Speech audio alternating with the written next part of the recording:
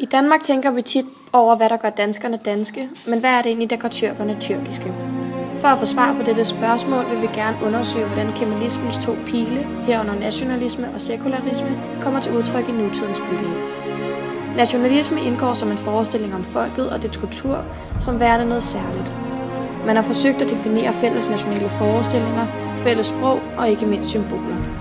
Sekularisme slår fast, at religion og politik skal adskilles. Religion regnes som en privatsag, som skal begrænses i det offentlige rum. Siden 1200-tallet har osmannerne både oplevet nedgang og opgang. Ved deres forsøg på at erobre Wien i 1529 var styret tæt på et sammenbrud, men det lykkedes dem at få styret til at blive magtfuldt igen. Styret holdt frem til afslutningen af 1. verdenskrig, hvor fredsaftalen fik osmanneriget til at falde sammen. Under 1. verdenskrig herskede ungtyrkerne, men de blev tvunget til at gå af magten efter krigen. Konstantinopel, det senere Istanbul, var efter krigen besat af de allierede, herunder Frankrig og Storbritannien. Dette resulterede i, at sultanen nærmest var fanget i sin egen by, hvilket svækkede regeringen og regeringens muligheder for at pleje tyrkiske interesser. Kort herefter kom Mustafa Kemal frem, som var en af heltene ved slaget ved Gallipoli i 1915. Sammen med en række officerer etablerede Kemal en modregering og partiet CHP.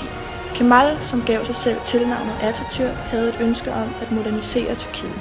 Han dannede derfor det moderne Tyrkiet på grundlag af kemalismens 6 pile. It's a mixture of cultures. It's good, it's wonderful, but it's also very difficult. Different communities, they should respect to each other. And sometimes it's not easy to control. No. White flag is everywhere, as I said, the nationality, the feelings that comes from ancient times is still in every child, in every human being who lives in Turkey. They own that feeling, and it represents that how strong the feeling is. That shows the nationality is important. The country is established by Atatürk, so we show highly respect to Atatürk because he's our father figure. He is the reason I am here right now. That's the main thing I think of him. Like, Yeah. if he didn't born and save this country or change it to this democratic way it is right now, I wouldn't probably be here. Or secularism, of course, is very important for us, for me. This government now is really against the secularism. They are Islamist. In my point of view, they are pro-Islamist. Yeah. So they are against the secularism.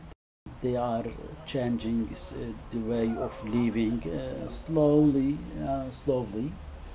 and which is going to be a big issue in the future in Turkey.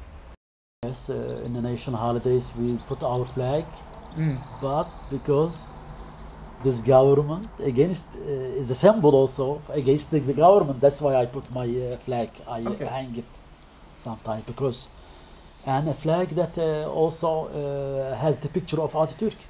Yeah.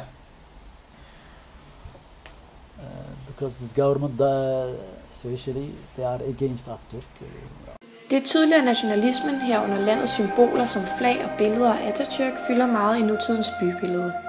Da Tyrkiets historie strækker sig over en lang tidsperiode og har været fyldt med splittelse, spiller Atatürk en stor rolle i den tyrkiske nationalfølelse og ses således som landets fader.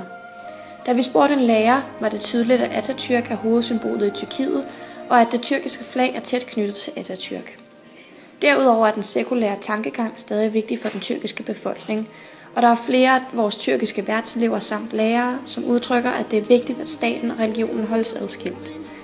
Dog er det også tydeligt, at mange af vores tyrkiske værtselever udtrykker, at deres nuværende premierminister Erdogan er imod denne adskillelse. Derfor er der mange i Istanbul, som er bange for en øget islamisering i Tyrkiet.